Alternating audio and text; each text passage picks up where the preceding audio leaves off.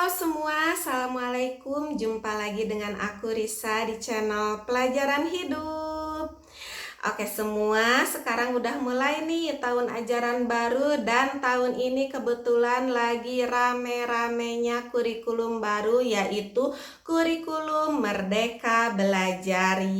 Nah, buat kalian yang mungkin udah menerapkan kurikulum ini dari tahun kemarin, atau mungkin buat kalian yang memang sekolahnya masuk ke dalam kategori sekolah penggerak, nah pasti kalian udah gak asing lagi ya dengan kurikulum Merdeka Belajar ini. Tetapi pastinya masih banyak sekali sekolah-sekolah yang belum menerapkan kurikulum Merdeka Belajar ini, atau bahkan baru mau menerapkan kurikulum Merdeka Belajar ini di tahun ini. Nah, jadi buat kalian nih yang masih bingung, belum paham kayak gimana sih kurikulum Merdeka Belajar ini, oke, aku akan berbagi ke kalian beberapa pemahaman, pengetahuan, informasi yang aku dapatkan. Semoga aja bisa bermanfaat bagi kalian. Jadi tonton videonya sampai selesai ya. Oke semua, di video ini aku mau fokus ngebahas tentang perbedaan antara kurikulum 2013 dengan kurikulum Merdeka Belajar ini. Kenapa aku fokus ke perbedaannya? Agar biar kalian lebih cepat paham yang kayak gimana sih kurikulum Merdeka Belajar ini. Dan karena kebetulan aku mengajarnya di SMA, aku mau ngasih kalian contoh perbedaan antara kurikulum 2013 dengan kurikulum Merdeka Belajar ini di jenjang SMA. Oke, pertama-tama singkirkan dulu pemahaman kalian yang mungkin aja berpikir bahwa Merdeka Belajar itu artinya hore, bebas, tidak usah belajar. Ya, itu salah besar. Jadi Merdeka Belajar ini menurut pemahaman aku, jadi semacam kita itu sebagai pendidik diberi kebebasan, diberi kemerdekaan untuk menentukan tujuan pembelajarannya sendiri. Jadi kita bisa menganalisis, menggali sebenarnya di sekolah kita, di lingkungan kita, kebutuhannya kayak gimana sih.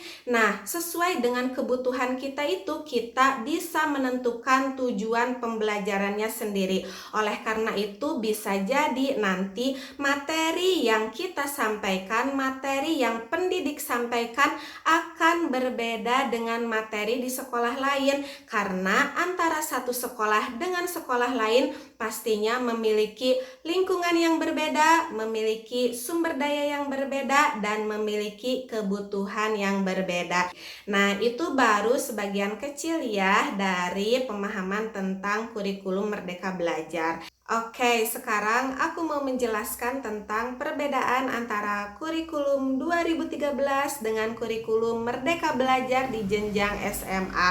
Oke, dimulai dari yang paling dasar dulu, dari segi kelas. Kalau sebelumnya kita mengetahui bahwa di SMA itu ada kelas 10, kelas 11, kelas 12. Nah, di kurikulum Merdeka Belajar ini jadi dirubah menjadi fase. Jadi di SMA ini ada dua fase, yaitu fase E dan fase F. Fase E itu untuk kelas 10 dan fase E itu untuk kelas 11 dan 12. Nah, jadi perbedaan yang paling mencolok itu adalah ketika siswa masuk ke jenjang SMA, kalau sebelumnya siswa langsung ditentukan, langsung dapat memilih jurusan apa dia, apakah dia masuk ke dalam program IPA atau program IPS. Nah, sekarang enggak lagi. Selama 1 tahun di fase E ini, peserta didik belum ditentukan jurusannya. Peserta didik masih harus mempelajari semua cabang ilmu yang disajikan, matematika, bahasa Indonesia, PKN, pendidikan agama, termasuk harus mempelajari IPA IPA dan IPS. Jadi kayak anak SMP lagi nih, ada IPA, ada IPS, dan peserta didik harus mempelajari dua-duanya. Di dalam IPA itu ada kimia, biologi, fisika, dan di dalam IPS ada geografi, sosiologi, dan lain sebagainya. Jadi masih kayak SMP nih selama 1 tahun ini di fase E atau kelas 10 ini.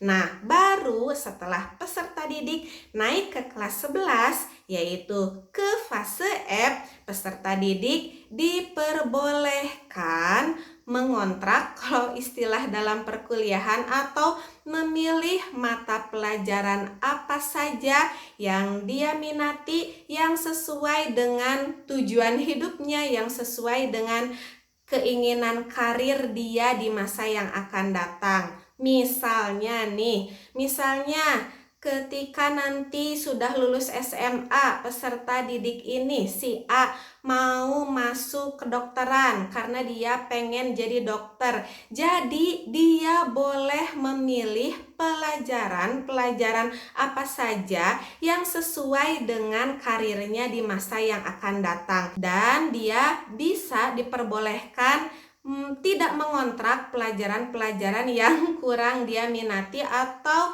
tidak relevan dengan karir dia di masa yang akan datang. Atau misalnya kalian peserta didiknya atlet, nah diperbolehkan dia itu mengontrak, istilahnya bukan mengontrak ya, memilih menentukan bahwa dia itu akan mempelajari olahraga selama 10 jam dalam seminggu. Boleh, diperbolehkan karena dia memilih untuk ingin berkarir sebagai atlet setelah lulus SMA nanti. Nah, seperti itu. Disitulah kemerdekaan belajar dalam kurikulum Merdeka Belajar ini. Nah, sekarang aku mau ngebahas tentang posisi kita nih sebagai guru. Gimana sih perbedaannya antara kurikulum 2013 dengan kurikulum Merdeka Belajar ini? Oke nih, kita sebagai pendidik nih, perbedaan antara kurikulum 2013 dengan kurikulum Merdeka Belajar dimulai dari KI dulu ya. Patokannya kan kita selalu KI, kompetensi inti. Nah, kalau sekarang itu namanya CP atau capaian pembelajaran. Tapi tenang aja kok, masih sama. CP itu masih ditentukan oleh ya istilahnya pemerintah. Jadi udah ada dari sananya. Jadi kita tinggal comot aja ketika kita mau membuat perangkat pembelajaran, comot aja 1 CP dari lampiran Permendikbudnya.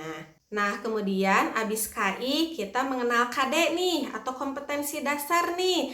Nah, kalau di kurikulum 2013 kompetensi dasarnya udah ditentukan nih sama mereka atau istilahnya pemerintah ya. Nah, kalau sekarang KD-nya diganti dengan TP atau tujuan pembelajaran. Nah, disitulah kemerdekaan pembelajaran itu dimulai. Jadi kita sebagai pendidik berhak menentukan tujuan pembelajaran kita sendiri. Jadi kita berhak menentukan tujuan pembelajaran dan materi apa aja yang mau kita sampaikan kepada peserta didik sesuai dengan kebutuhan di sekolah kita. Jadi kalian bisa bikin kata-katanya sendiri. Misal tujuan pembelajaran yang ke-1 yaitu peserta didik, dan kita itu nggak terpatok harus kata-katanya peserta didik ya, boleh siswa, boleh apa ya. Jadi misalnya peserta didik atau siswa mampu menganalisis bla bla bla, itu kita kata-katanya bisa bikin sendiri, kita bisa menentukan tujuan sendiri, kita bisa menentukan formatnya sendiri sesuai dengan kemampuan kita, sesuai dengan keadaan lingkungan, dan sesuai dengan peserta didiknya. Jadi TP antar satu guru dengan guru lain, TP antar satu sekolah dengan sekolah lain pastinya akan berbeda karena kita diberi kemerdekaan untuk membuat tujuan pembelajaran sendiri. Nah, habis bikin TP atau tujuan pembelajaran nih, lanjut bikin alur tujuan pembelajaran. Kalau di kurikulum sebelumnya, di kurikulum 13 itu namanya silabus. Jadi kalau kita nih awal tahun ajaran harus ada silabusnya selama 1 semester, selama 1 tahun. Nah, kita juga bikin namanya alur tujuan pembelajaran atau ATP. Jadi kita ini nih misalnya untuk 1 tahun sekian puluh jam atau sekian ratus jam. Nah, tujuan pembelajarannya apa aja? Tinggal disusun aja. Nah, itu namanya ATP atau alur tujuan pembelajaran, atau mungkin ya kalau bahasa kemarin mah itu namanya silabus, tetapi kalau silabus kan lebih ribet.